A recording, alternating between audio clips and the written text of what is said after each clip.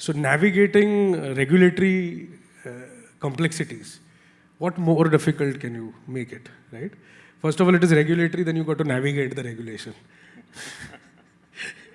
and that brings me to a very interesting story or interesting incident that happened a few months ago. A friend of mine who also happens to lead another chemical company was moving a product from India to Baku, Azerbaijan. And at the point of origin and the point of destination, all the regulatory compliances were taken care of. But however, this was a transshipment movement which was via Bandar Abbas. And because it was via Bandar Abbas, the authorities there stopped the consignment and looked at it and looked at the paperwork, MSDS, everything, and said, okay, seems like somebody is conspiring against us. India is supplying raw material for Azerbaijan to build a bomb. So we won't let this consignment pass through.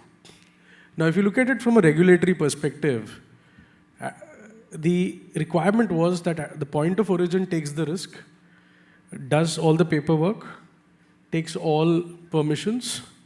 The point of destination, again, does all the paperwork, takes all permission. The transshipment point, which is Bandar Abbas, gets a list of that document well beforehand, which we call cargo arrival notice, etc.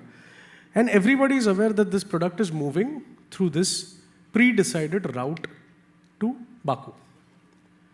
Yet it is stopped, and that whole procedure goes on for a month and a half. All embassies get involved, and after a month and a half of navigating through those regulatory compliances and complexities, that material is finally released. Now, why did I share this? Because no matter how much you consider yourself to be compliant, there would be a lot of things that can miss your eye, that can miss your processes, that your people might not be aware of, and hence it is important, before you can navigate, you need to know the route. You need to know what path are you going to take. Navigation is possible only when you have pre-decided that this is my starting point, this is my ending point, and these are my pit stops. And at CSRLSC, this is what we do. We build standards along with industry experts like you, along with sectoral experts like you in chemicals, which my colleague over here, Shanker, they've already done it in the past with NICER Globe and with ICC. What we are doing is we're not stopping at chemicals, we're doing it for all sectors, right from chemical, pharma, food, packaging, to every sector that exists in India, except cement and commodity sectors, basically. And this is where we help suppliers getting evaluated. So for manufacturers, it is credible information in front of their eyes or on their screen in terms of why a particular supplier got a particular ranking or a rating, what were the parameters that were looked at, and if someone is a 5 on 7 or a 6 on 7 or a 4 on 7 in a particular geography or in a particular sector, it's a well-informed decision that you take, which is data-backed, not references, not getting influenced by number of awards won or number of pegs taken during the evening cocktails, right? So it is essentially a very well-informed data-backed decision. And this is not only for supplier selection in transportation, but also throughout the length and breadth of the ecosystem of logistics and supply chain. But at the same time, for manufacturers to reduce their RFQ timelines from whatever existing timelines they have to as short as 15 to 30 days with data-backed information. So this is a little bit about us as CSRLSC. And I have Anant on my left. I will go alphabetically, of course, not because Anant is sitting on my left. If he was on my right also, it would be Anant, because alphabetically that's first. And then we have Pradeep and then Shanker. Quite rich experience each one of them has here on this panel. Anant, my question to you would be around regulatory compliances such as REACH or GHS. If you can elaborate how, not only in the world of Lubrizol, but you as an individual, you as a supply chain leader, how do you navigate these challenges, and what do you feel is the need within your business for such complexities to not be complex anymore? Yeah, thanks first Praveen and Abhishek for having me in here.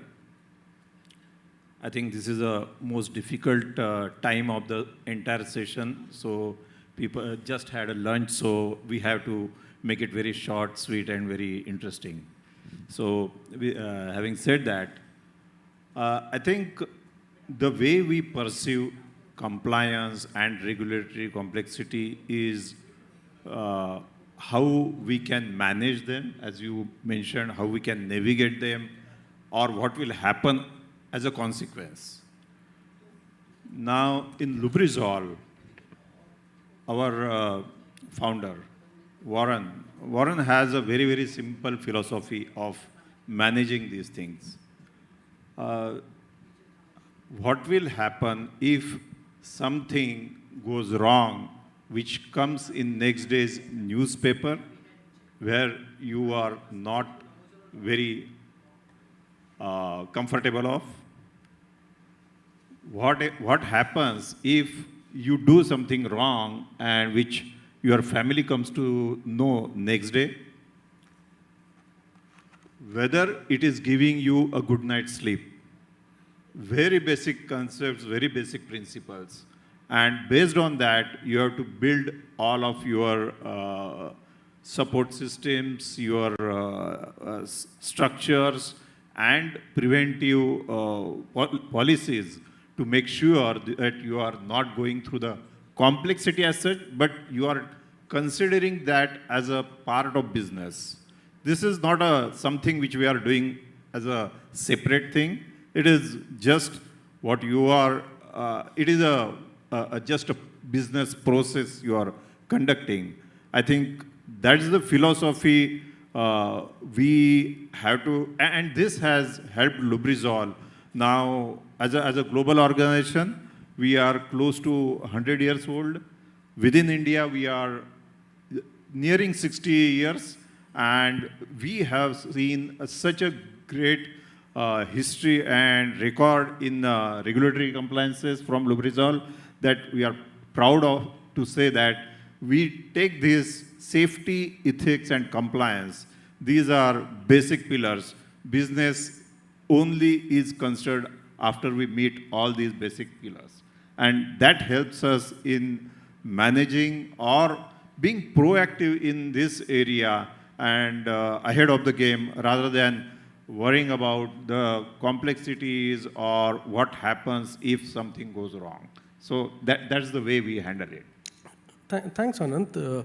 In fact, it got me to think that a lot of people and industries in general, if I park aside chemical industry or sector for a second on the left, a lot of people and industries not only believe but also vocally share their opinion that rules are meant to be broken, or rules, why are there rules and why are there stringent rules?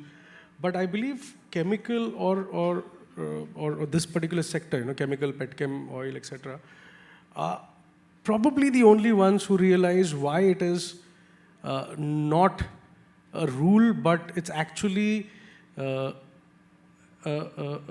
factor without which you cannot safely operate, a factor without which, if you were to ignore it, you would have probably, annihilated, a group of people, a community, a geolocation, etc.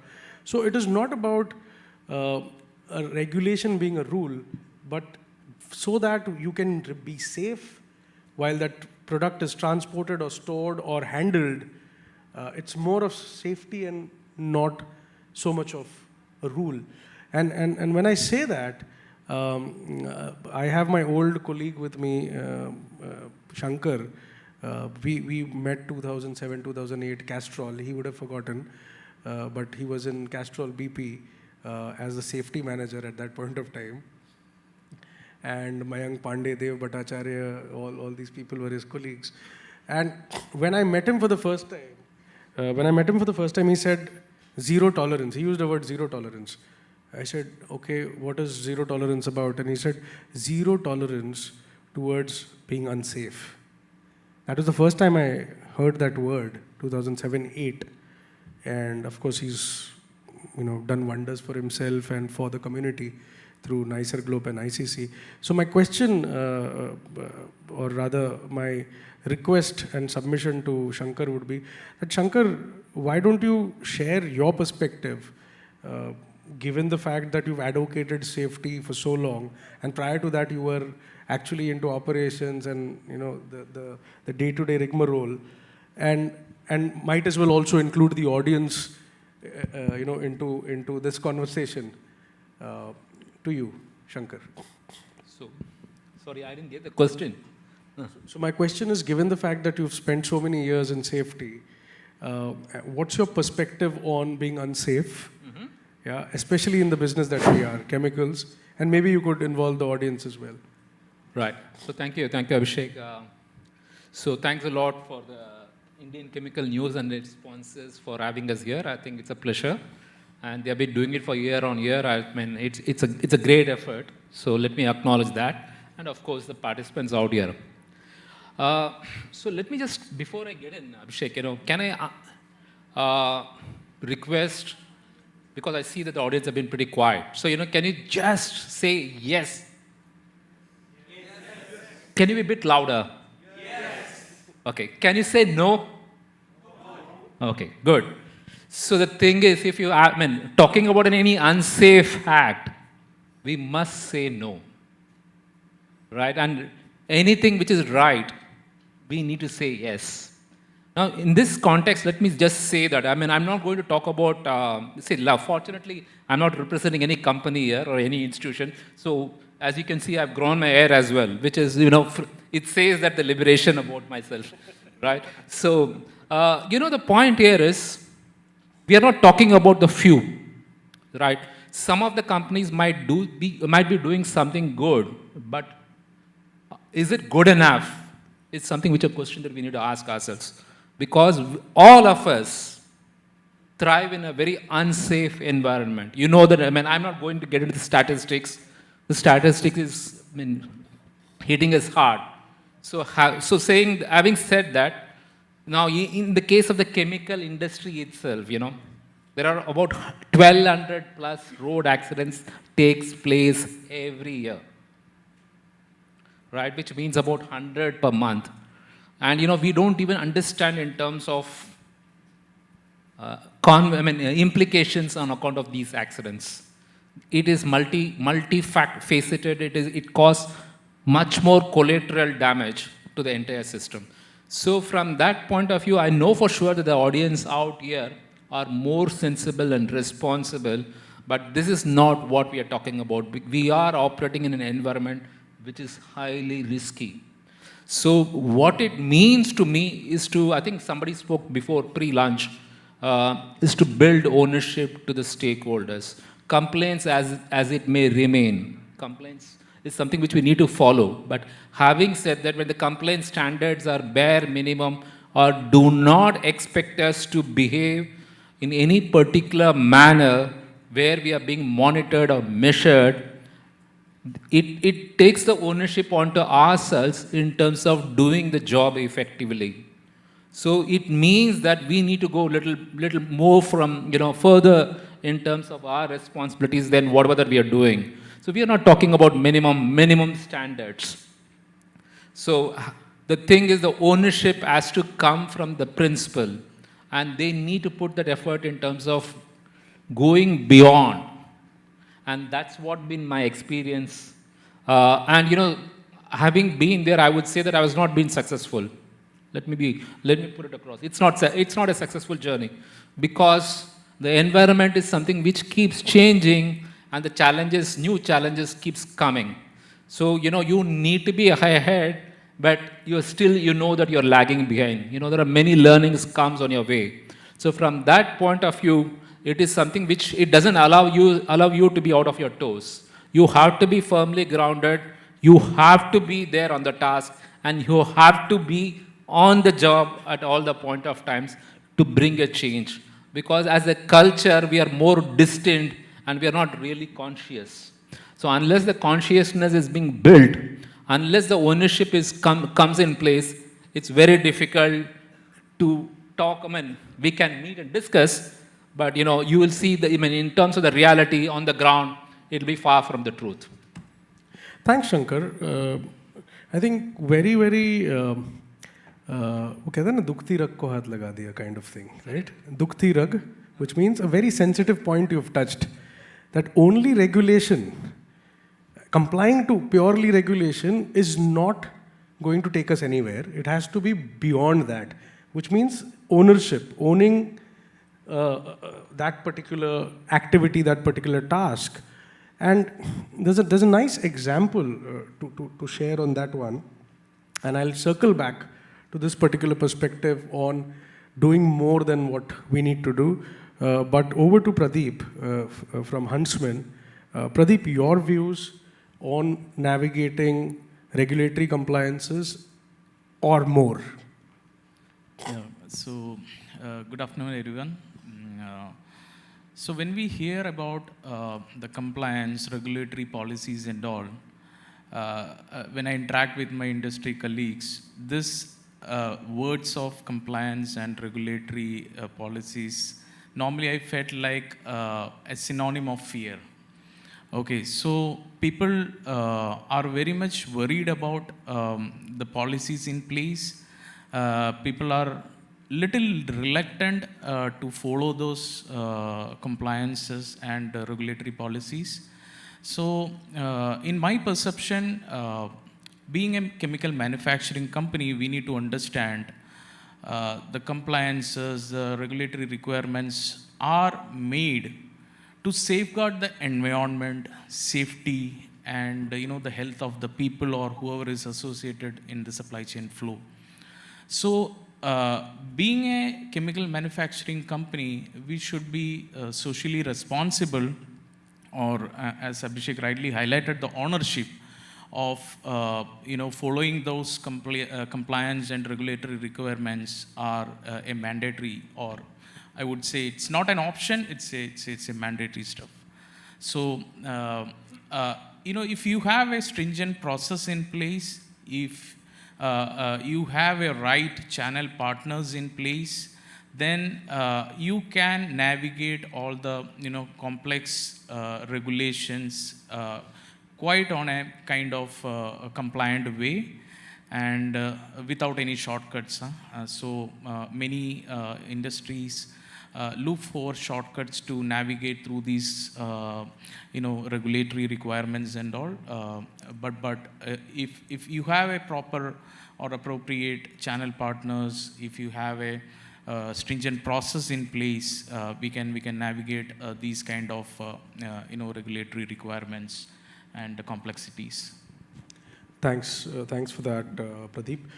So as I mentioned, I will circle back to the point that Shanker mentioned of doing more than just pure compliance. So I'll give you a quick example. Let's say you're moving a hazardous product in a truck which has a compliance requirement by the state and by the country, right? The center and the state.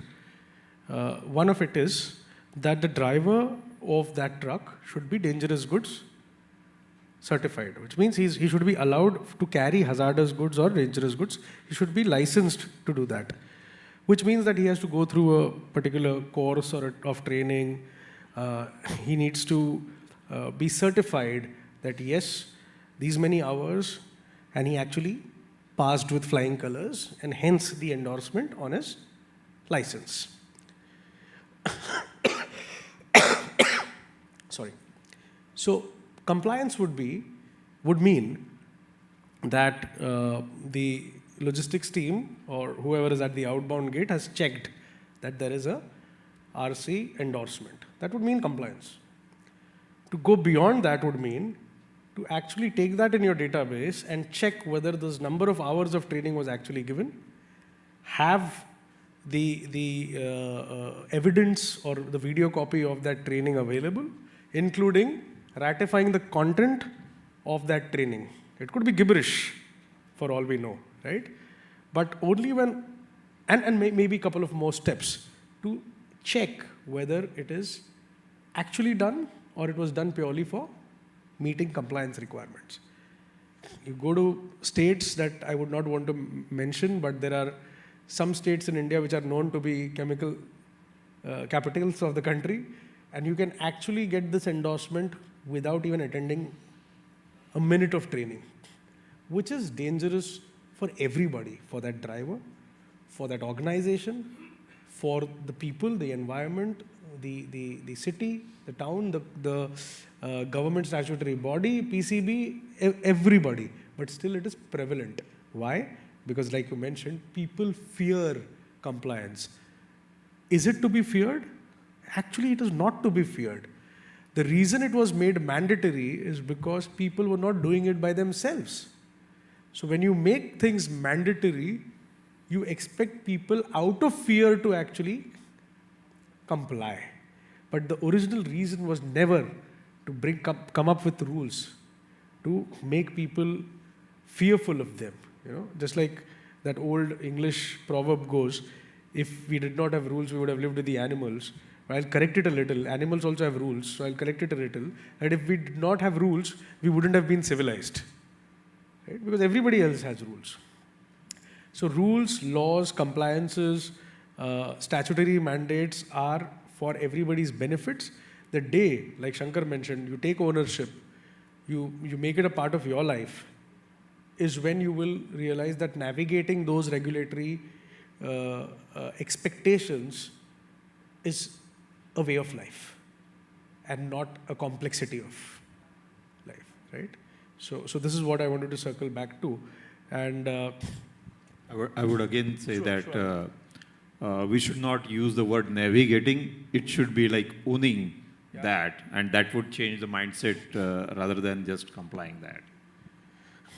Yeah, I take that. Yeah, sure.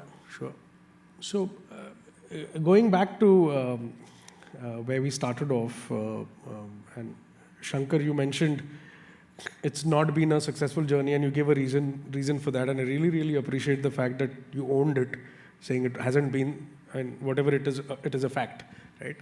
But I remember your journey during the Castrol days, and I remember how freely happy those moments used to be of zero fatalities, of being happy at the end of the day that this entire year, neither at the plant nor at any of the primary lanes did we have any fatal accident. And I always believed that the likes of Castrol and Shell, who are actually the flag bearers of this movement, if I may say so, would certainly rub off all the other peers or members within the fraternity, and slowly and steadily it will happen. Because I never saw Castrol and Shell being fearful. They owned it, and I believe they own it till today. So what is it that the others need to learn to take that ownership and stop being fearful for the world of compliance? Right, okay. This is pretty, okay, let me just put it across. I think, before we get there, let's understand that the law is pretty complex, right? And, it falls into too many ministries. And it is also a concurrent subject. So, obviously, in terms of its, the rules of the game, we wouldn't know where it falls into and who owns it.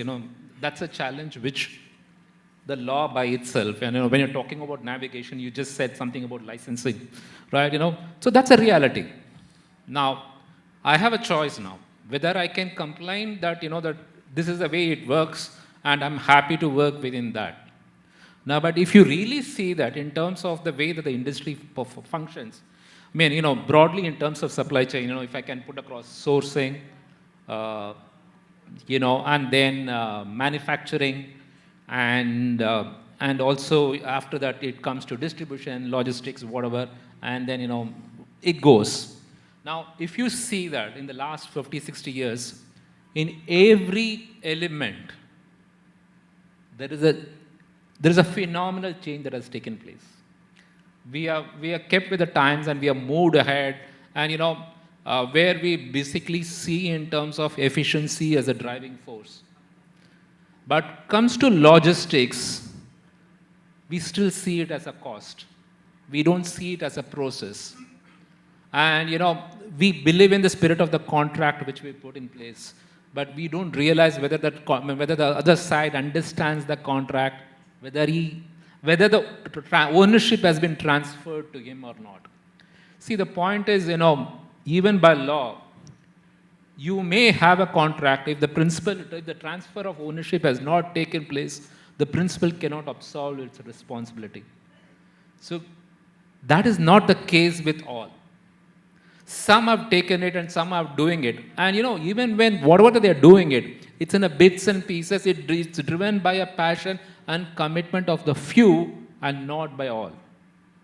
So unless the mindset changes across, unless there is a consensus, broad consensus as a stakeholder. Now, you don't have a choice. I mean, if I happen to be a truck driver, I've taken it as a profession. Then I don't have a choice to complain about the way that the environment is operating. It is for my own interest that I need to behave in a right manner. Likewise, the industry people, stakeholders, who happen to be in that profession, they should recognize that there is a risk associated in the nature of their operation, and that risk is quite serious in nature. I mean, I can say at least, in my personal experience, couple of industry colleagues were arrested and put behind bars for days and weeks and months. Now tell me something, even if you are one day, if you are inside the bar, inside a jail, it's something which I can't even think of. Now, that situation, to my mind, none of us should go through. And as a professional, I'm being there, I'm not supposed to go through that. So that is something which I probably, yes, it's a dark story, but I don't see a reason why others should not know about it and why others should not take that learning out of it so that, that we don't do, most of us do not, we draw the line and we remain there. So that's where I said that we can't be there. So from that point of view, unless it has been taken to the end point and, make sure that everybody is into the scheme of things, make them understand and take the ownership, probably we'll still be talking about it in the years to come. I hear you, Shanker. My question to Pradeep and Anant, both, one singular question with reference to whatever we spoke so far, is, in your personal opinion, as a leader within the supply chain logistics domain, and on the basis of what Shanker and I have shared so far, and all of us since morning have shared here, for you to make two recommendations, two simplistic yet effective recommendations to the government, so that, as Shanker mentioned, we don't keep talking about it even in the years to come, but there is tangible result visible. What would be those two recommendations? Even if it is one, if it is not two, but at least one recommendation from your side for the industry, for the sector. Example, Shanker mentioned that government complexity, there are so many departments. That is one particular issue at hand. That why can't it be purely with one particular ministry rather than being with several ministries? PCB, whether it can be centralized instead of being state-driven subject, or who has the last say. So I'm not influencing your thoughts, but I'm just giving you hints. So Anant first and then Pradeep. Yeah, thanks for asking that question. If you really ask me, I will give you 10 points for. You give me 2 right now. The remaining 8 you can send me a message. But I think ease of doing business, that's the first thing. Having clear processes, clear rules, as you mentioned, there are so much of ambiguity in the rules and the interpretation of it. There has to be more simplification of it. That is number one. Atmanirbhar Bharat, where our skill set has to go up by providing proper training courses, by providing all the technical requirements to our young generation. I think that skill development is very much necessary. Having our processes, our rules and regulations matching with the international standards, I think that also is a extremely important thing. Like India manufacturing, we are in the chemical business. Now India is the 6th largest producer of chemicals. Going forward, it will be around 20% of incremental consumption will come from India. So chemical industry is big thing for us, and there is a lot of scope for even using that for exports. The moment we get all these things, when we create that level playing field and when we get up to the international standards, I think that will open up a lot of opportunity and possibilities for Indian industry. So you mentioned categorically simplification of cumbersome processes or confusing processes, number one, and standardization of regulations or rules in line with global best practices. These are the two asks that you would have, right? And skill development. And skill development you mentioned, okay. Yeah. So I have a question on skill development. Initially I was not planning to ask, but I'll quickly take 2 seconds to ask you this. And to the audience here, to what Anand just mentioned, the skill development part of it. If we were willing to, because the government cannot do everything, right? We all as private players also have to invest. If we were willing to collaborate, all of us sitting in this room, to come up with training programs and modules for the chemical sector at different levels of experience, right, from fresher to whatever, intermediate, and give those students an opportunity within our organizations, not for jobs, but maybe a week's training or a OJT for a couple of days, if not if not months. And also, as leaders, volunteer to train. Can I see some hands raised? How many of you are willing to collaborate? To be able to contribute. Thank you. I was not expecting so many hands, but that really makes me happy. Because otherwise we are just a bunch of cribbers, people who want to crib about something and don't want to solve anything, right? So we will get back to you. Shanker and me will connect on this particular topic on skill development, especially related to chemicals as a sector. And we will get back to each one of you who would want to volunteer and be a part of it so that the next generation is far more knowledgeable and aware of a particular task to be done within the industry. Right? So thanks for that point. Pradeep, any 2 recommendations that you believe are necessary, can't function without it? So I would say the first one would be the infrastructure development within across India. Today we talk about sustainability and all in big forums. Everywhere there is a sustainability discussion happening.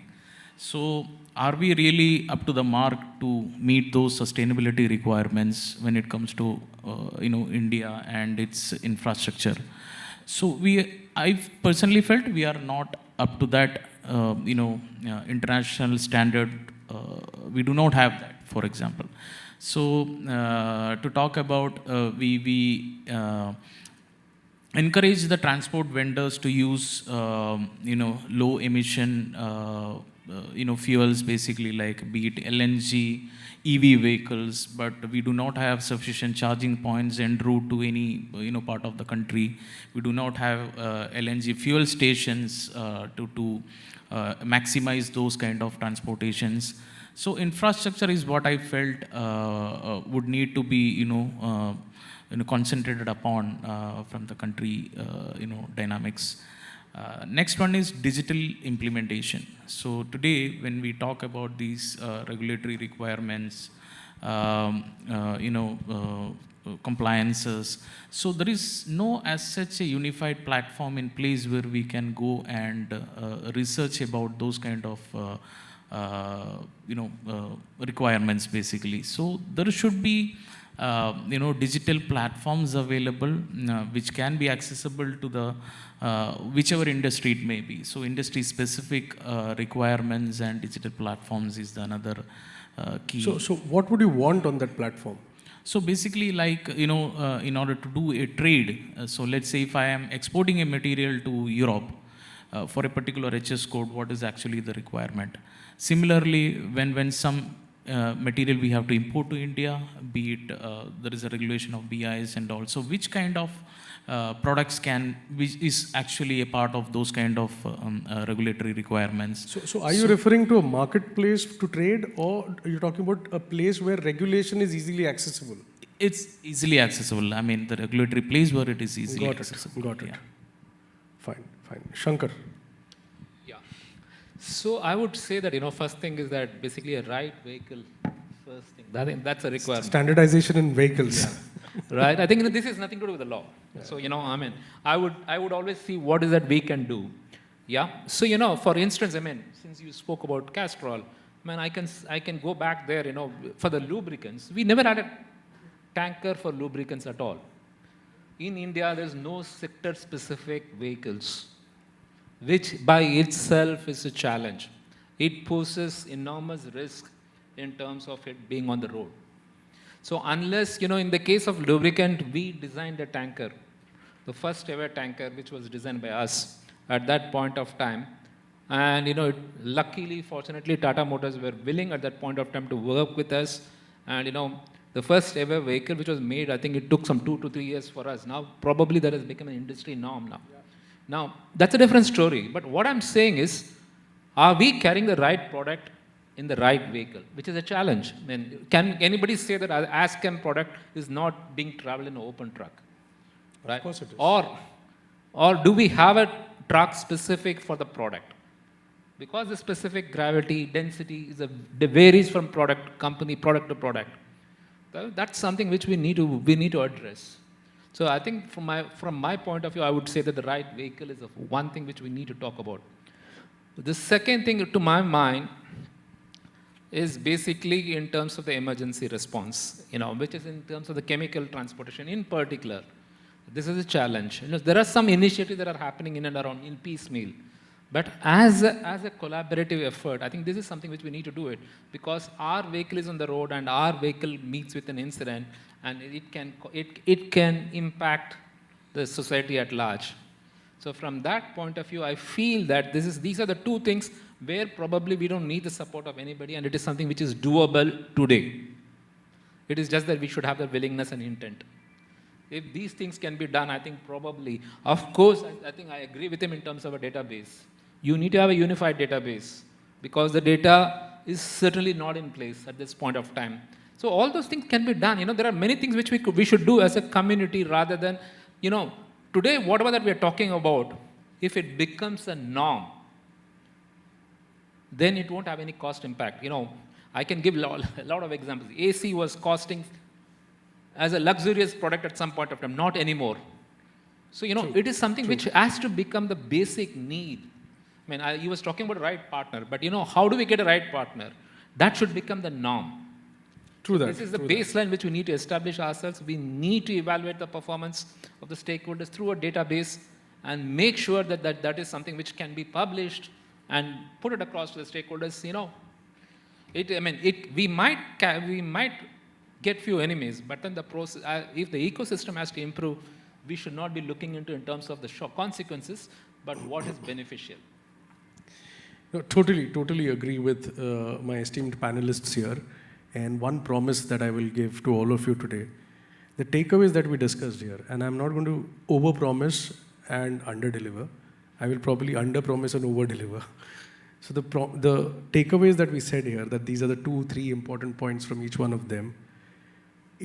Whatever is doable in the next 36 months, this will be the first event where we are making this announcement.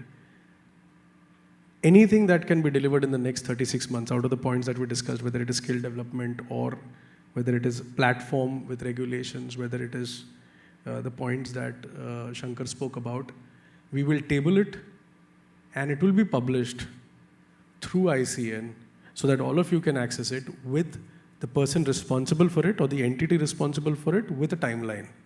Now, this is a promise to ourselves. Without collaboration and collective working, we will not be able to deliver. So don't assume that you can only ask me questions or ask us questions. You will have to be able to contribute as well in it, in terms of your knowledge, in terms of your availability. Right? That's all we ask of you. No money required, no sponsorships required. Specifically, your knowledge and your availability, your voluntary availability to train and guide the youngsters. So with that, I will conclude this panel discussion. If there is any question for any one of us, please feel free to ask. No questions means a lot of things. Let me take the positive. Yeah, we did a good job, Praveen. Okay? So over to you, Praveen. Thank you, everyone.